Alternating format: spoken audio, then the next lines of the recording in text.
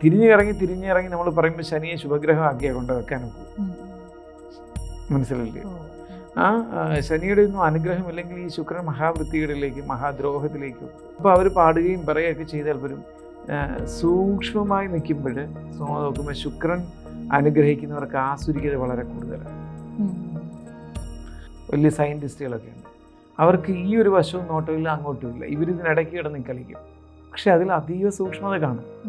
അവരെ പെട്ടെന്ന് വെട്ടിത്താഴെയിടാൻ പറ്റാത്ത രീതിയിൽ അതൊക്കെ വാദിച്ച് ജയിച്ചെന്ന് വരിക്കും. സഞ്ജയൻ സർ, ഒരാളുടെ ഗ്രഹനില കണ്ടാൽ അദ്ദേഹം ഏറ്റവും ശ്രേഷ്ഠനായ ഒരു വ്യക്തിയാണ് അല്ലെങ്കിൽ ആയേക്കാം എന്നെങ്ങനെയാണ് തിരിച്ചറിയാൻ സാധിക്കുക? ശ്രേഷ്ഠ ഗ്രഹനില നമുക്ക് കണ്ടറിയാൻ സാധിക്കുന്നത് ശനിയെ നോക്കുക എന്നുള്ളതാണ്. ബാക്കി ഒന്നിനെയും നമ്മളത്ര, കാരണം ഈ 3 തലങ്ങളാണ് ജീവിതത്തിന്: വ്യാവഹാരിക തലം, പ്രാതിഭാസിക തലം, പാരമാർത്ഥിക തലം. വ്യാവഹാരിക തലം എന്ന് വെച്ചാൽ ഈ വ്യവഹാരങ്ങളുടെ, ഈ ക്രയവിക്രയങ്ങളുടെ കാണപ്പെടുന്ന ലോകം. പ്രാതിഭാസിക തലം എന്ന് വെച്ചാൽ പ്രതിഭാസങ്ങളുടെ തലം, നമ്മളുടെ അനന്ത സാധ്യതകൾ, കഴിവുകൾ, സിദ്ധിവിശേഷങ്ങൾ. ഈ സിദ്ധികളും ഒക്കെ പ്രാതിഭാസിക തലം മാത്രമാണ്.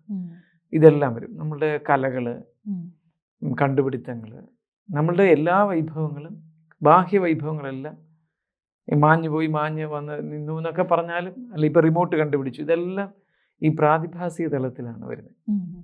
ഇനിയും പാരമാർത്ഥിക തലമുണ്ട്. പാരമാർത്ഥിക തലം എന്ന് വെച്ചാൽ സൂപ്പർ കോൺഷ്യസ്നെസ്, ബോധാതീതം അല്ലെങ്കിൽ അതിബോധം എന്ന് പറയും. ഈ 3 തലത്തിനും കംപ്ലീറ്റ്നെസ് ഉണ്ട്. പൂർണ്ണതയിലാണ് ഒരു വ്യക്തി പോകുന്നത് എന്നുള്ളതാണ് നമ്മുടെ പരമപ്രധാനമായിട്ടുള്ള കാര്യം. വ്യാവഹാരിക തലത്തിൽ പൂർണ്ണതയുള്ളയാൾ, കൂടുതൽ സൂക്ഷ്മതയോട് നീങ്ങുന്ന ഒരാൾ പ്രാതിഭാസിക തലത്തിൽ ഒന്നുമേ ആയിരിക്കില്ല പലപ്പോഴും. വ്യാവഹാരിക തലത്തിലും പ്രാതിഭാസിക തലത്തിലും സൂക്ഷ്മതയുള്ള ആൾ പാരമാർത്ഥിക തലത്തിൽ ഒന്നുമേ ആയിരിക്കില്ല. അവർക്ക് വേദാന്തം അല്ലെങ്കിൽ ദാർശനികത, അല്ലെ നിർവികൽപ്പ സമാധി, അല്ലെങ്കിൽ ബ്രഹ്മകർമ്മ സമാധി, ഇത് വിഷയാനുബന്ധിയായ സമാധി എന്നൊക്കെ പറഞ്ഞൊന്നും പിടികിട്ടുകയില്ല. ഒരുപാട് സൂക്ഷ്മ തലങ്ങളുണ്ട് അവിടെ. അതൊക്കെ പാരമാർത്ഥിക തലം, പരമാർത്ഥത്തിൻ്റെ തലം, പരമമായതിനെക്കുറിച്ച് ഉള്ള തലം. അപ്പം ഈ 3 തലങ്ങളും ഏറെക്കുറെ ഒന്നുപോലെ കൊണ്ടുപോകുന്ന വ്യക്തികളാര്? കൊണ്ടുപോകുക എന്ന് പറഞ്ഞാൽ അതിനുള്ള ഒരു ഇൻറ്റേർണൽ സ്പേസ്, ആന്തരിക വ്യാപ്തി ഉള്ളവരാര് എന്നുള്ള ഒരു ചോദ്യമാണ് നമ്മുടെ മുന്നിൽ നിൽക്കുന്നത്. അത് രസകരമായ സംഭവം. വ്യാവഹാരിക തലത്തിൽ സൂക്ഷ്മതയുള്ളവരെ നമുക്ക് ധാരാളം കണ്ടുപിടിക്കാനൊക്കെ, ബാഹ്യജീവിതം അതിഗംഭീരമായി പടുത്തുയർത്തി പോകുന്നവരുണ്ട്. ഒരു അഭിഭാഷക ബുദ്ധി മിക്കവാറും അങ്ങനെയൊക്കെ ആയിരുന്നു. കാരണം കുഞ്ഞു കുഞ്ഞു കാര്യങ്ങളിലെ നീക്കങ്ങളെല്ലാം ചിന്തിച്ച് വലിയ അഭിഭാഷകരോടൊക്കെ സംസാരിക്കുമ്പോൾ അതെല്ലാം അവരങ്ങനെയാണ്.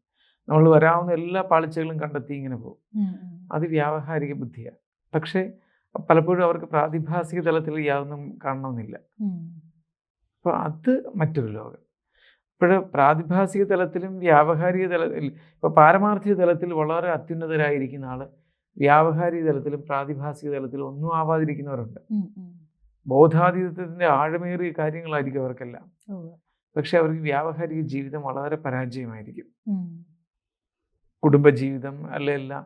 കാരണം അവരുടെ ജീവിതത്തെക്കുറിച്ച് അറിയുമ്പോൾ നമുക്ക് ദുഃഖം വരാം. പക്ഷെ അവർ ഭാഗ്യമുള്ളവരാണ്.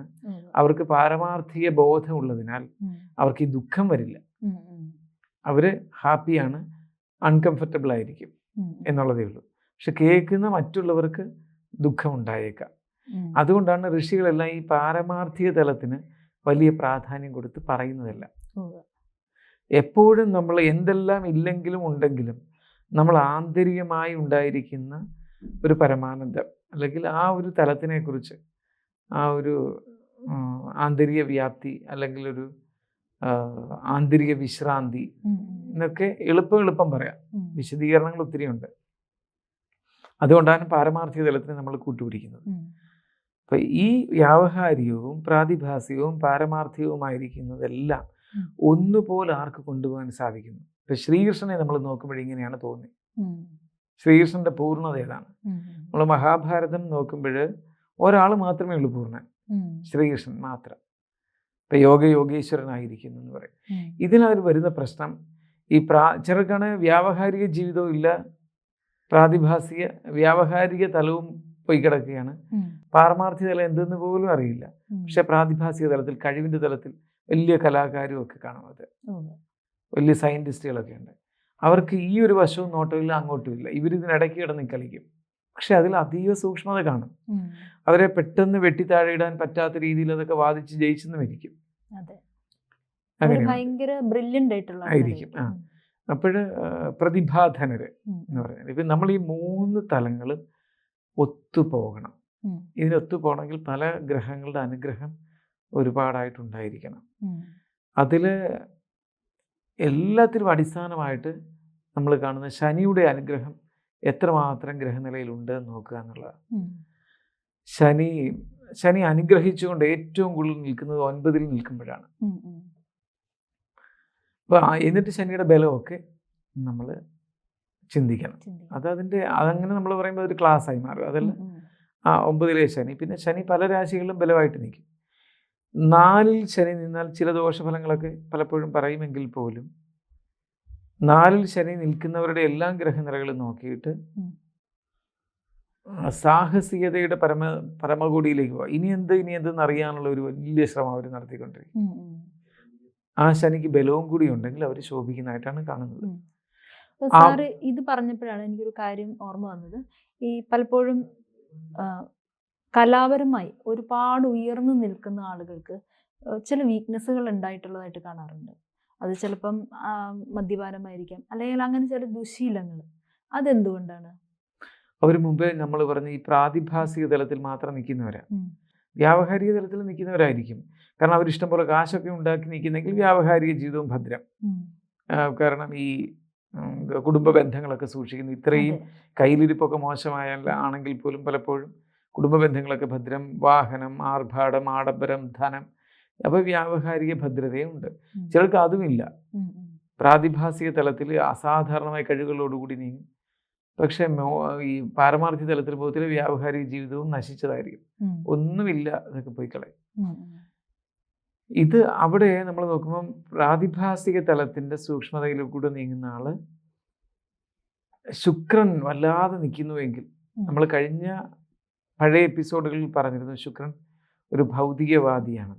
ബാഹ്യ ജീവിതത്തിൻ്റെ സൗന്ദര്യം, ആർഭാടം, ഇങ്ങനെയുള്ള കാര്യങ്ങളെക്കുറിച്ചൊക്കെയാണ് ശുക്രൻ പ്രധാനമായിട്ട് കൊണ്ടുവന്നത്. അപ്പം ശുക്രൻ കൂടുതൽ ബലവാനായിട്ടിരിക്കുന്നവർ വേണ്ടാത്ത കാര്യങ്ങളിലൂടെ കൂടുതൽ വ്യാപരിച്ചുകൊണ്ടിരിക്കും. അപ്പോൾ അവർ പാടുകയും പറയുകയൊക്കെ ചെയ്താൽ പോലും സൂക്ഷ്മമായി നിൽക്കുമ്പോൾ നോക്കുമ്പോൾ ശുക്രൻ അനുഗ്രഹിക്കുന്നവർക്ക് ആസുരികത വളരെ കൂടുതലാണ്. ചില വലിയ, നമ്മൾ ഏതോ ഒരു ഗായകനെ കുറിച്ച് ഇടയ്ക്ക് കേട്ടില്ലേ, തെക്കൻ ജില്ലകളിൽ എവിടെയോ ഏതോ ഒരു സ്ത്രീയായിട്ട്, മുതിർന്ന സ്ത്രീയായിട്ട് പ്രണയത്തിലായിട്ട് അവരെ കൊന്നു, പല കഷ്ണങ്ങളാക്കി. അപ്പോൾ വേറെ പലരും എന്നോട് ചോദിച്ചു, ഇത്രയും സംഗീതമൊക്കെ ഇരിക്കുന്ന ഒരാൾ എങ്ങനെയാണ് ചെയ്യുന്നത്? അയാളെ കണ്ടാൽ തോന്നുകയുമില്ല. ഇതൊക്കെ എന്തൊരു ക്രൂരതയാണെന്ന് തോന്നുന്നു. അതായത് ശുക്രൻ അസുര ഗുരുവാണല്ലോ ശുക്രൻ. അതൊക്കെ നമ്മൾ സിംബലൈസ് ചെയ്ത് പറയുന്ന കാര്യങ്ങളാണ്. അപ്പം ആസുരികത ശുക്രനോടൊപ്പം ഒളിഞ്ഞു കിടക്കുകയാണ്. ഒരുപാട് സൗന്ദര്യമുള്ളവരെ നോക്കും. നമ്മൾ പല രാജ്യങ്ങളിലും പോകുമ്പോൾ കാലുകളൊക്കെ അരയന്നത്തിനെ പോലെ ഇരിക്കുന്ന മനുഷ്യരുണ്ട്. ഈ ആണും പെണ്ണും ഒക്കെ ഇതെങ്ങനെയാണ് ചിത്രത്തിൽ പോലും ഇത്രയും സൗന്ദര്യമില്ലാതെ, ചിത്രത്തിൽ പോലും ഇല്ലാത്ത സൗന്ദര്യമാണ് പൂർണ്ണതയോടുകൂടി വന്നിരിക്കുന്നത്. പക്ഷെ അടുത്തെറിയുമ്പോൾ വളരെ അപകടകാരികളായിരിക്കും ഇവർ. അപ്പം ശുക്രൻ എത്രമാത്രം അനുഗ്രഹിക്കുന്നു, അതിന് ശുഭഗ്രഹങ്ങളുടെയോ ശനിയുടെയോ തിരിഞ്ഞിറങ്ങി നമ്മൾ പറയുമ്പോൾ ശനിയെ ശുഭഗ്രഹമാക്കിയാണ് കൊണ്ടുവെക്കാൻ നോക്കൂ. മനസ്സിലല്ലേ? ആ ശനിയുടെ ഒന്നും അനുഗ്രഹമില്ലെങ്കിൽ ഈ ശുക്രൻ മഹാവൃത്തികളിലേക്ക്, മഹാദ്രോഹത്തിലേക്കും പോകും. ഏതോ ഒരു രാജ്ഞി പണ്ട് മനുഷ്യ രക്തം കൊണ്ട് കുളിച്ചിരുന്നു ശരീരത്തിന്റെ സൗന്ദര്യം നിലനിൽക്കാൻ. ഏതോ വിദേശ രാജ്യത്തൊക്കെ പറയും. ഇവർക്കൊക്കെ ആ ശുക്രന്റെ ആസുരിക സ്വഭാവം വരുന്നവരാണ്. നന്ദി സർ. ജ്യോതിഷമോ വാസ്തുവോ പൂജയോ നിങ്ങൾക്ക് ആവശ്യമുണ്ടോ? താഴെ കാണുന്ന നമ്പറിൽ വാട്സപ്പ് ചെയ്യൂ. നിങ്ങൾ ചെയ്യേണ്ടത് ഇത്രമാത്രം: താഴെ കാണുന്ന നമ്പർ നിങ്ങളുടെ മൊബൈലിൽ സേവ് ചെയ്യൂ. അതിനുശേഷം ഞങ്ങളുടെ നമ്പറിലേക്ക് വാട്സപ്പിലേക്ക് ഹായ് അയക്കൂ. ജ്യോതിഷ സംബന്ധമായ എല്ലാ ആവശ്യങ്ങൾക്കും ABC മലയാളം നിങ്ങളോടൊപ്പമുണ്ട്. സമ്പൂർണ്ണ ജാതകം, സാധാരണ ജാതകമല്ല, സമ്പൂർണ്ണ ജാതകം. 75 പേജുകളടങ്ങിയ സമ്പൂർണ്ണ ജാതകം 250 രൂപയ്ക്ക് നിങ്ങളുടെ കൈകളിലേക്ക്. അതിനായി നിങ്ങൾ ചെയ്യേണ്ടത് ഇത്രമാത്രം: താഴെ കാണുന്ന നമ്പറിൽ ബന്ധപ്പെടുക. ജ്യോതിഷവുമായി ബന്ധപ്പെട്ട എല്ലാ വിശേഷങ്ങളും നിങ്ങളിലേക്കെത്താൻ ABC ജ്യോതിഷം സബ്സ്ക്രൈബ് ചെയ്യുക.